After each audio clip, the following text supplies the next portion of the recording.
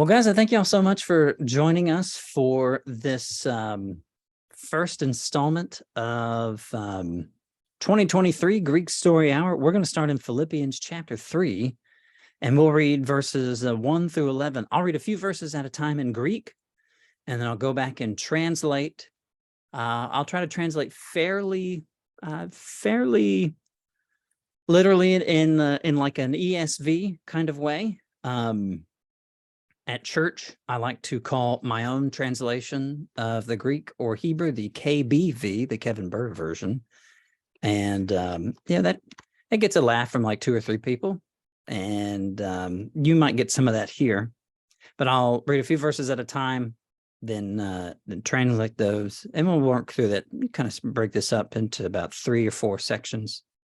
And then after that, the floor will be open for, comments or conversation.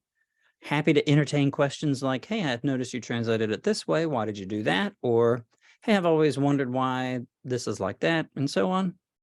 And we'll go until we've had a good, robust conversation. All right. So Philippians chapter 3, starting in verse 1. Ton loipon adaphemu, kairate en kurio, ta alta graphein humen emoi main uk neron, humin de asphales. Verse 2. Blepete tus kunas, blepete tus kakus ergantas, blepete tain katatomain. Verse 3. He mes gar esmen he peritome, hoi pneumati theou, letruontes kai kakomenoi in Christo Jesu, kaiuken sarki pepoithotes. Verse 4. Kai per ego echon pepoithesen kai en sarki. Etis doke alos pepoithena en sarki, ego malon. All right. So I'll translate these first 4 verses here. Paul begins, interestingly, in the middle of the letter, he says something to the effect of finally, and all the rest. So finally, my brothers, which there means brothers and sisters, rejoice in the Lord. It is not troublesome for me to write the same things to you, but for you it is a safety or safe. Verse 2. Beware the dogs, beware the evil workers, beware the mutilation. Verse 3. For we are the circumcision, the ones serving or the ones worshiping by the Spirit of God, and boasting in Christ Jesus, and not persuaded or not putting trust in the flesh.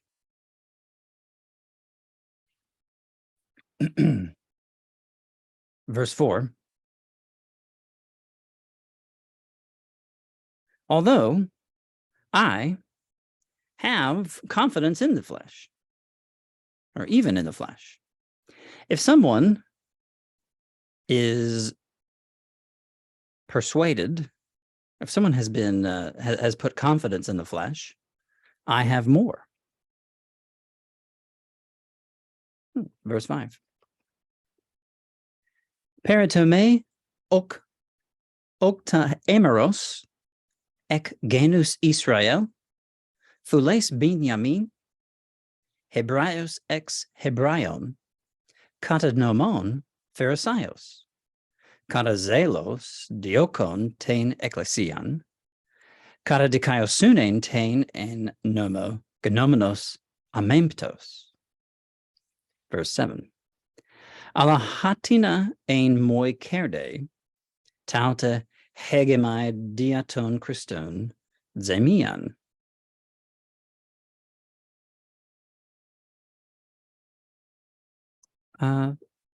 We'll stop there because the end of verse 8 picks up, kind of leaves off in the middle of a thought. So in verse 5,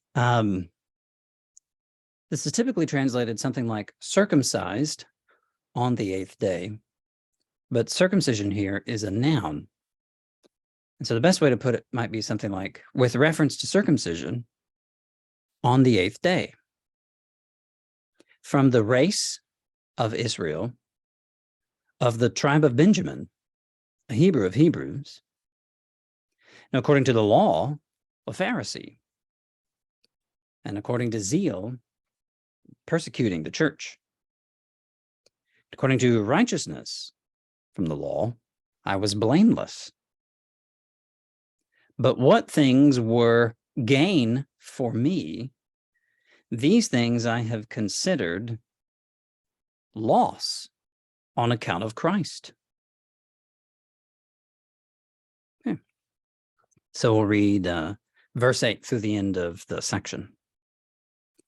Ala menunge kai hegumai panta zemian einai deatu huparechon tes noseos Christu Jesu tu kuriumu dihon ta panta et zemiothain kai hegumai scubala hina Christon ke derso kai huretho en auto meachone main de kaiosunen ten eknomu ala tain dia piseos Christu ten ek theu de kaiosunen epite piste. Verse 10. Tu nonai auton kai tain dunamen tes anastaseos autu kai tain koinonian ton pathematon autu sum morphid zomenos to thanato autu. Verse 11. Epos karanteso eis tain ex anastasan tain ek necron. Okay. Starting back in verse 8. But on the contrary, I even consider all things to be a loss, on account of the surpassing greatness of the knowledge of Christ Jesus, my Lord, on account of whom I have suffered the loss of all things, and consider them garbage, in order that I might gain Christ. And, verse 9, and be found in him, not having my own righteousness from the law, but that which is through faith in Christ, that which the righteousness from God by faith. Verse 10, in order to know him and the power of his resurrection and the sharing of his sufferings, being conformed to his death, verse 11, if somehow I might attain to the resurrection from the dead. Okay. This is a beautiful passage here. And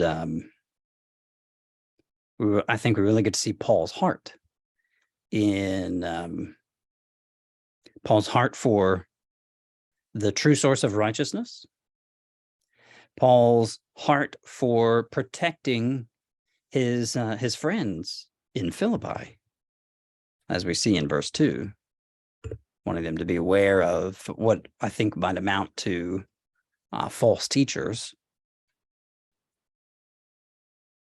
And so, yeah, this is just a beautiful passage. And Paul's words, I think, are pretty challenging for us, especially there in verses 5 through 8, that whatever credentials we might have, right, ultimately those are this infamous word, scubala.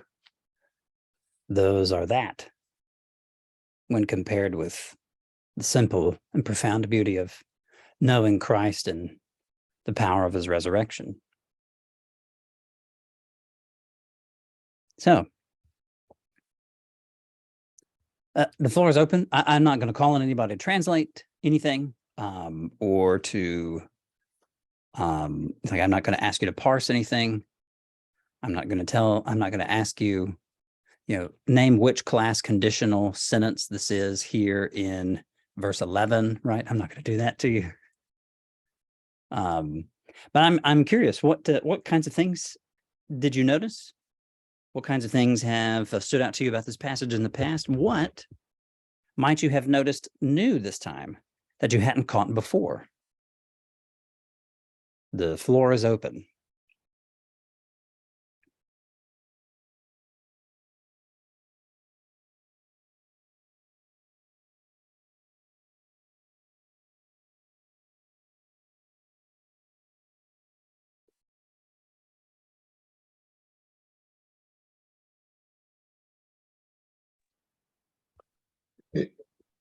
Is there any significance or difference between the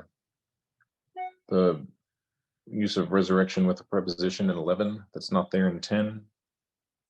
Yeah, that's a good question, Luke. I am not sure. Paul's normal word and the normal word that we think of for resurrection is anastasis.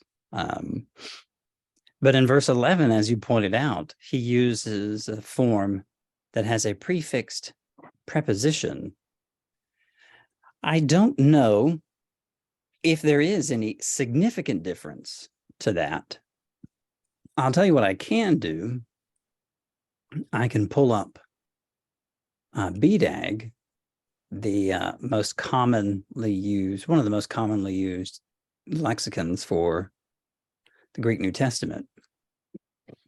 And it says, it suggests here that the compound exanastasis, in contrast to the simple anastasis that precedes, connotes a coming to fullness of life, as verses 12 through 21 indicate.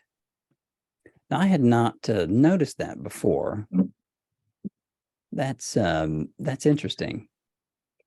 But they seem to suggest, BDAG here seems to suggest that there is some different nuance to using exanastasin here. And I would need to do a little bit more digging in that, to see what, in what other contexts does this word show up. It appears that it does not show up elsewhere in the New Testament, unless I am mistaken, but BDAG doesn't cite. BDAG rarely cites all examples of a word if it's a common word, but this is not a common word. I mean, they only give one citation here, and it's Philippians 3:11.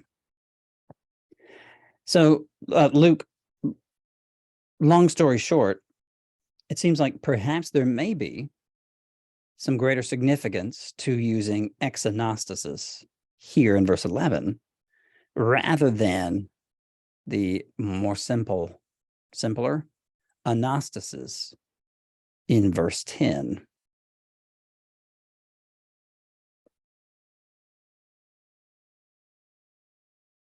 Yeah, but I would not have thought about it. I noticed that earlier, and I thought, well, maybe Paul's just using stylistic variety. But I found it interesting. I'll throw this one out here. Take a look at verse 4. This was fresh on my mind earlier, because in Greek 2, so I remember I teach elementary Greek 2, 1 and 2 for Harding School of Theology, and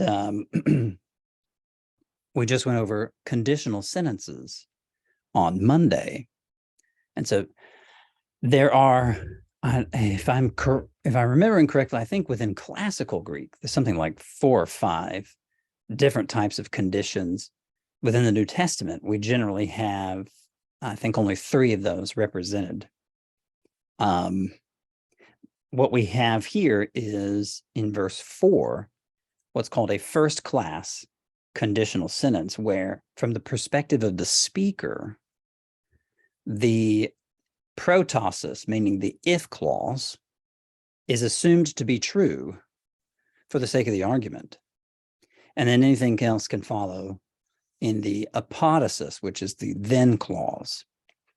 And so Paul, it's interesting that, Paul says here in verse 4 that if someone seems to be, persuaded or convinced in the flesh, meaning with regard to matters of, fleshly matters, If somewhat looser, you could say, if someone thinks they can brag about something, and the way that Paul phrases it here is, he's assuming that somebody might actually feel this way. Paul simply says that, well, he has more reason to brag about fleshly pedigrees and credentials and things like that.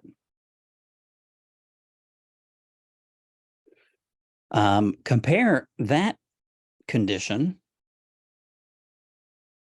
in verse 4 with the condition in verse 11, which is a rare manifestation of what's called a third-class conditional sentence.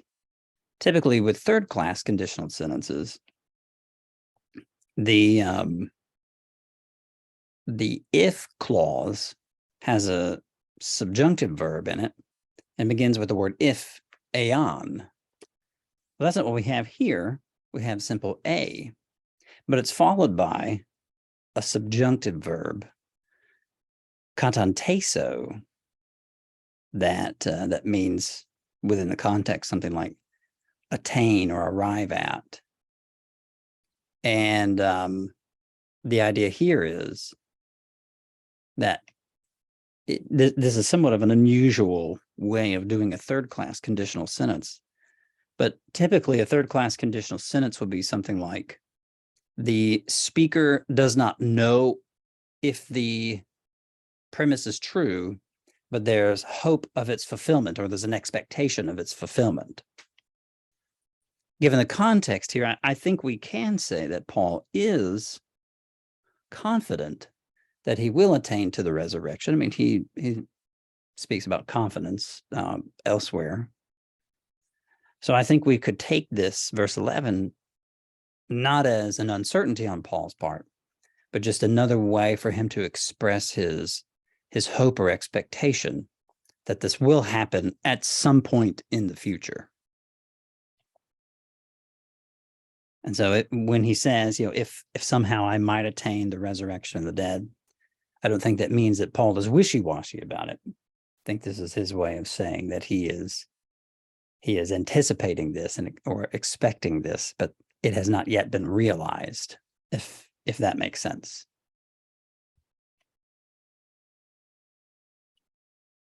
Right.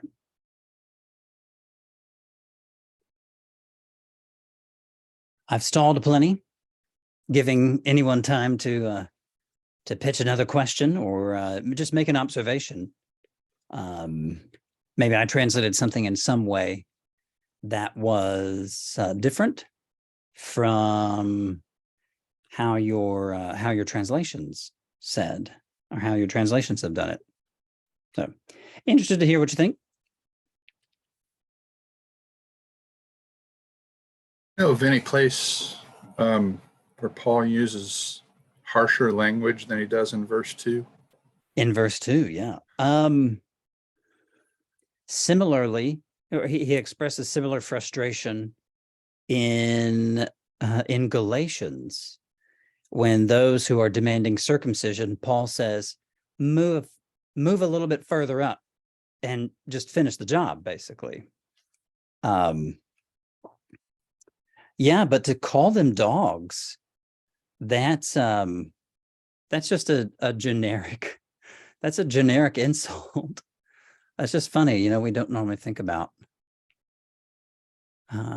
calling somebody dog as an insult, right? It's a term of endearment within certain subcultures.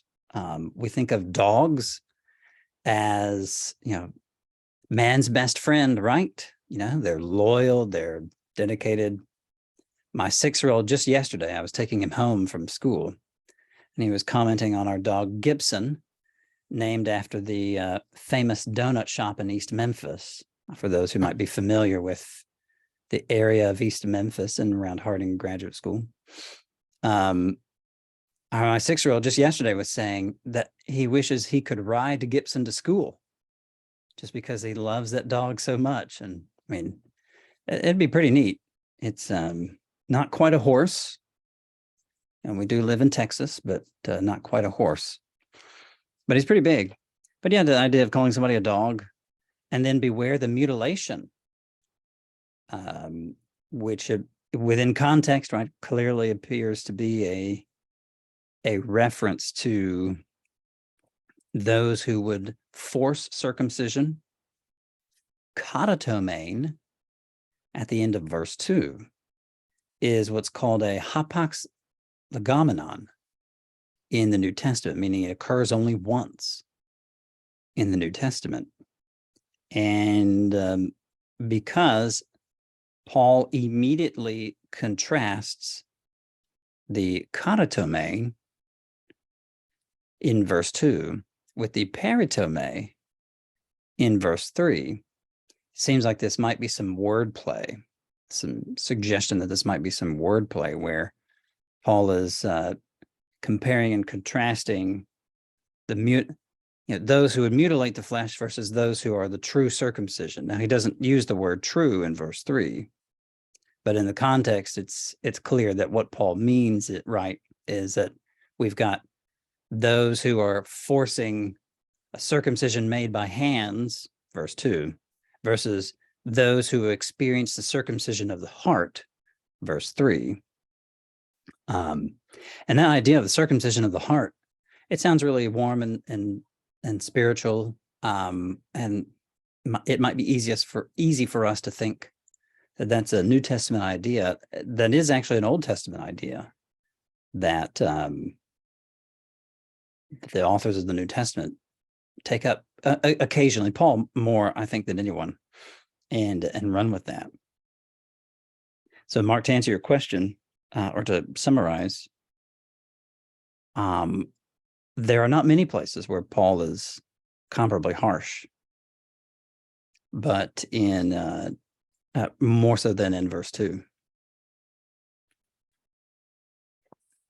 Speaking of Paul's harsh language, let's take a look at verse 8. This famous word that always gets talked about, scubala. That's it's neuter plural, scubalon. I was doing a little bit digging on this word. Everybody usually knows it as, I think maybe King James calls it rubbish or something like that, refuse, something along those lines. In BDAG, the main lexicon, one of the main lexicons for New Testament Greek, I was reading, and they cited another Greek grammarian from a previous generation, from an earlier generation of 20th century Greek scholars. And they quoted this individual, and he says that to convey the crudity of the Greek, he said, you could almost translate it like, it's all crap, which I thought was really funny that, in a very scholarly work, to see the word crap used here. I don't think that's a bad translation. That that Paul would definitely consider all these other things worthy of merely being flushed in order to know Christ. I'll recount an anecdote as well. I was in the audience for this, and Daniel Wallace was the speaker. I forget the context. It might have been at Society of Biblical Literature Conference, or it might have been about 10 or 11 years ago. Frieda Hardeman had a couple of lectures for a couple of years where they brought in some other well-respected New Testament scholars. And Daniel Wallace was one of the first ones, I think, that they brought in on there. And Daniel Wallace, there are a few people in New Testament studies who know New Testament manuscripts as well as Daniel Wallace, but Daniel Wallace is also a pretty famous grammarian. Daniel Wallace was saying that somebody asked him that question too, like, oh, what does scubalon really mean? How could we translate that?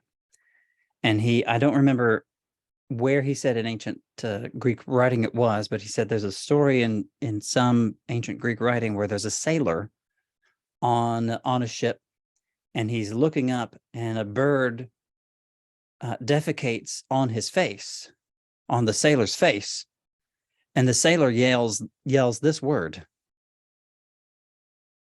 And so you can use your imagination to kind of piece together what sort of connotation this word could have in certain contexts. Now, I'm not saying that that's definitely what Paul means here, because words have more than one meaning. But I think that gets us within the ballpark, at least, of what Paul really thinks about all of these fleshly accomplishments. How foolish it would be for him, right, to boast in these kinds of things, and how foolish it is for others to boast in these kind of things, especially if those others do not even know Christ.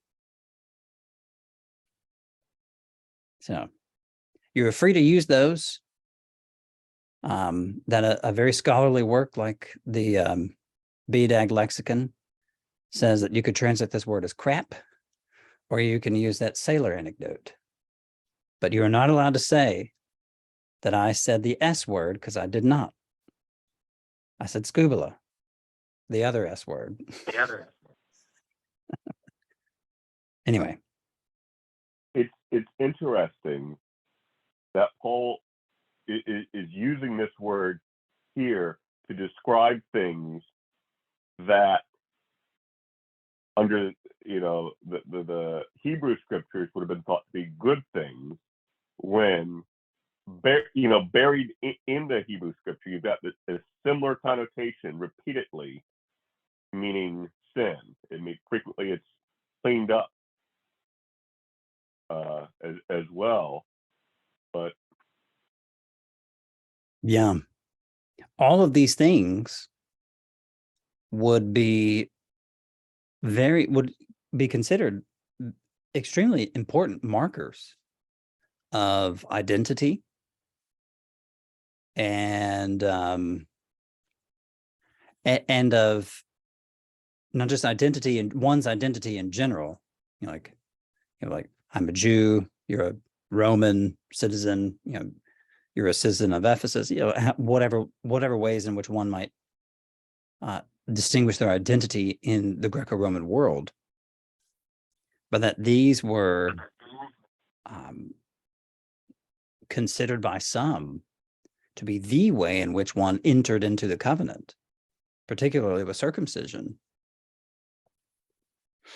which was one thing that really turned off a lot of people, particularly males, from becoming full converts, was circumcision. Women didn't have to undergo circumcision to become converts to Judaism, but men would have to become full converts, and so a lot of them were, you could say, Jewish, not Jewish, but Jew-ish, by operating in this space that the New Testament describes as God-fearers. Now, that's not just a New Testament convention for people who are who have an affinity for Jewish morality or Jewish law or Jewish customs, but are still technically Gentiles. That's not just a New Testament convention for that. There's inscriptions dotted around the Mediterranean that indicate that there was kind of a known entity, that there were people who fit in this category of what the New Testament translates as God-fearers. Cornelius is one, and there are a handful of other instances in the book of Acts that indicate that there were people out there in this sort of Jewish adjacent world or space. But yeah, good point. Good point. To that point, as far as markers of identity, it struck me that he uses the word Pharisee in verse 5. Mm-hmm. I guess I'd always thought of that as like a Palestinian designation, that I wouldn't have thought that that's probably not the right geographic term, but that Pharisees would be known in a Roman colony like Philippi, regardless Yeah. of the ethnic makeup of the church. Clearly, there's a lot of Jewish elements here and pressure for circumcision, but I don't know if Pharisee is used. I can't think of where it's used outside of the Gospels apart from here. So it just struck me that we're a long way from Jerusalem and discussions, with the rabbis and so on, in a place like Philippi. Yeah, that's a good look. That's a good point. I'll pull up Pharisee and see where all it shows up. Pharisees shows up in Acts. Most of those are references to persons within Jerusalem, or within that area. Acts 5, Gamaliel, right? Acts 15, there are other believers in Jesus who are from the Pharisees. And then it looks like the other instances are mostly about Paul being a Pharisee or him talking about Pharisees. So in the Gospels and Acts, they all mention Pharisees. And then you're right. Outside of the historical narratives, the Gospels being ancient biographies, Acts being more general historiography. Philippians 3:5 is the only instance where Paul mentions, where the word Pharisee is used. That they might have had some indication of what that meant, because there is some Jewish presence, throughout the Mediterranean, right? But Luke, I think you're correct. I don't think there was a significant Jewish presence in Philippi. I think there was some, but not a significant one. Obviously, I think we can put a really high degree of reliability on Luke's narrative in general, and particularly in his discussions in Acts 16, where that's where we begin to see Luke speaking in the first person, where what are called the we passages in Luke, or in Acts, excuse me, where Luke is in those instances an eyewitness with Paul and Silas and some of the others that they were around. And so one of the complaints in Philippi after Paul casts out the enslaved girl who was possessed by the python spirit, your translations will say something like spirit of divination or fortune telling or something along those lines. The Greek there says pneuma puthona, which is a python spirit.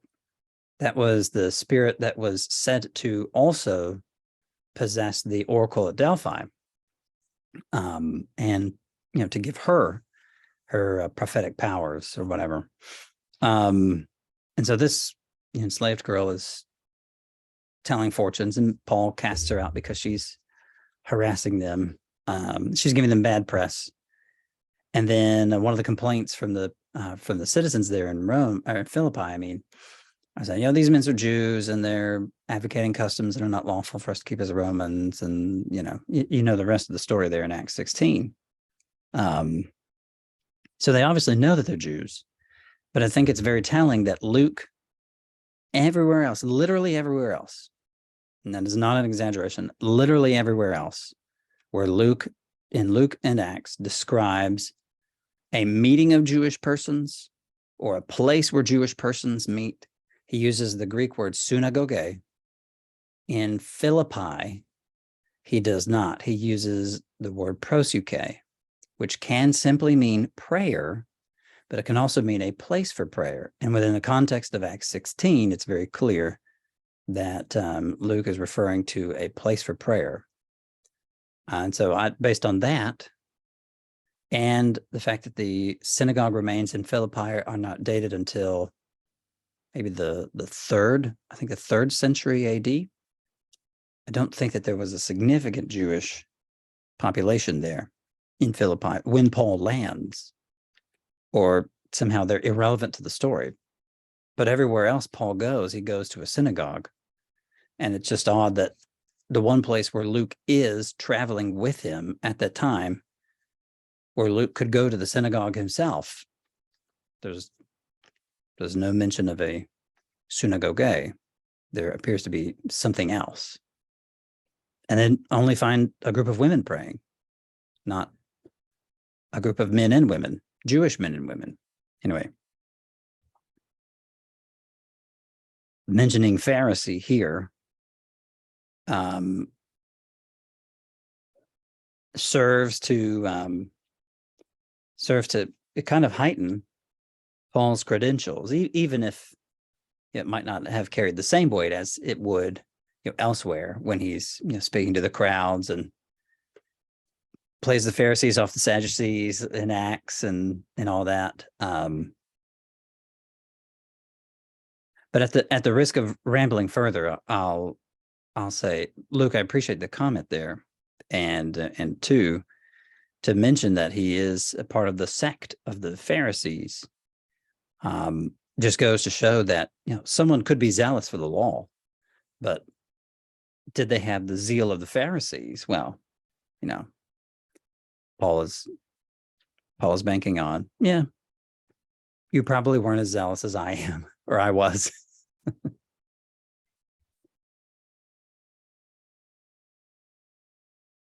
So I was very fortunate to be able to write a research paper on Acts 16 for Dr. Rick Oster's New Testament World class at Harding School of Theology. And I really stretched myself really hard on that paper. And Dr. Oster liked what I did, but he had some pushback on it. And so I'll never forget that I got an A minus on that paper. He gave me 2 minuses. I still got an A, but that was his way of saying this was really good. You stretched yourself pretty hard on this. There's some things I'd want to critique, but he, in the end, liked it well enough. So.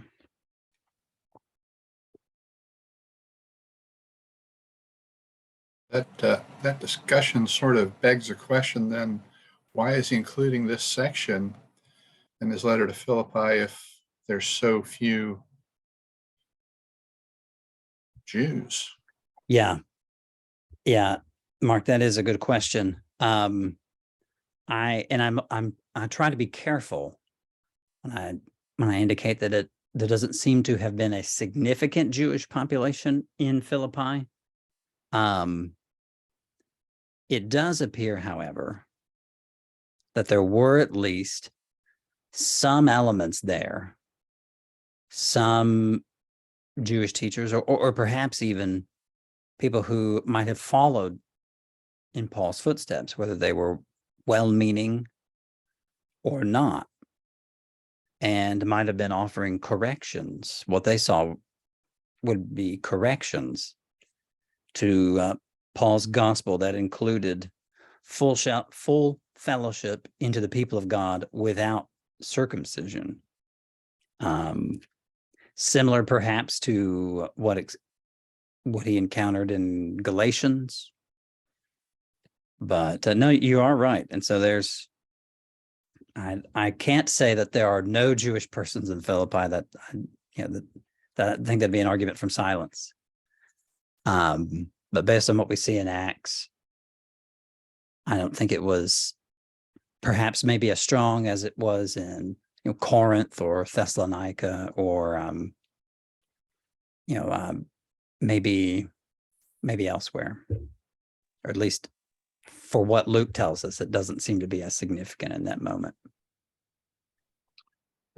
Not to belabor the point, that he also mentions the tribe of Benjamin, and the tribes are prominent in Revelation with the reconstitution of Israel there, but I'm not thinking of an example of tribes coming up, even in Acts. I could be wrong on that, kind of outside of the gospel narratives. Right. Paul is. So this is important for Paul, but seems kind of an obscure detail in Philippi. Again, it could be, yeah. I suspect that that there may be, and maybe he doesn't anticipate that everyone will appreciate all of this. But for those for whoever it might be, right? Not necessarily those in Philippi, but for whoever it might be, they would, if they want to stack their pedigree up against Paul's, then, Paul is going to list these particular things too. Had he been writing a letter, say, to people in Jerusalem, I wonder, he very easily could have mentioned all of these, but then also laid on like, oh, I studied under Gamaliel, or, added some other additional details to really, really lay it on. Whenever I've asked someone to be on my podcast and I don't know them, I find a way to carefully tell them who I wrote my dissertation for, so they'll know that I'm not just some random guy. Like, I've got some credentials that would allow me to be in a conversation with them about, whatever topic I'm going to be discussing. And Paul is simply much more eloquent at that in this letter than I am in my email to whoever it might be.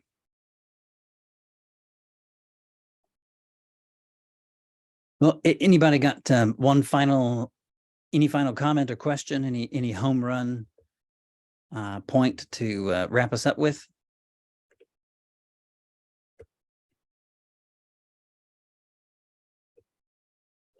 All right. Well, guys, this was a delight. I really appreciate it. We'll do beginning of next month, first Wednesday of next month, we'll do chapter 3, verses 12 through probably chapter 4, verse 1. So a similar amount of